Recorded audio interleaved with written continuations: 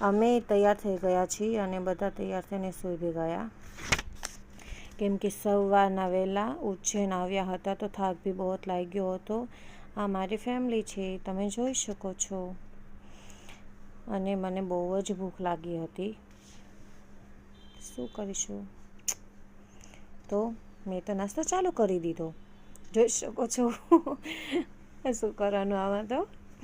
Okay, તો ચલો બીજી બાઈટ લેવામાંથી પડી ગયું. ચલો જવા દો, એકલા એકલા ખાવ તો એમાં એમ જ થવાનું છે, શું કરી લેવાનું.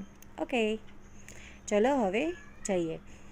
અમે ફર્સ્ટ કૃષ્ણ આશ્રમ આવ્યા છીએ કે જો એ જ્ઞાન લીધું હતું. બહુ જ મસ્ત છે ને બહુ મોટું બી હતું. અને બધું તો ના દેખાડી શકું કેમ કે બહુ લાંબો વિડીયો થઈ જશે, બહુ જ લોંગ થશે, એટલે એ તો આમાં હતું જ. પછી અમે આવ્યા શક્તિપીઠ.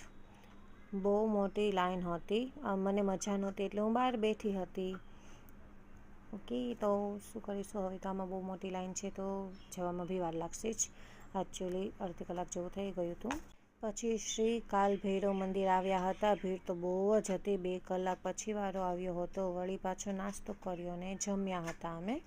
પછી અમે રાતે આવ્યા, પ્રસાદી લીધી. સવારની ભીડ બહુ જ હતી એટલે અમે વીઆઈપી દર્શન કરવા ગયા હતા, કેમ કે ત્યાં ભીડ બહુ જ હતી સવારની વધારે. આ છે મહાકાલ, આપણા હર હર મહાદેવ. જુઓ કેટલી ભીડ છે આમાં. 3-4 કલાકે વારો આવે એમ છે. દર્શન કરીને થોડા બહાર નીકળ્યા, કેમ કે મને જ નહોતી ખબર કે વાગી ગયું છે. અડધો નખ નીકળી ગયો છે. મહાકાલના દર્શન જ એવા છે કે ભાન ભૂલાઈ દેવા છે.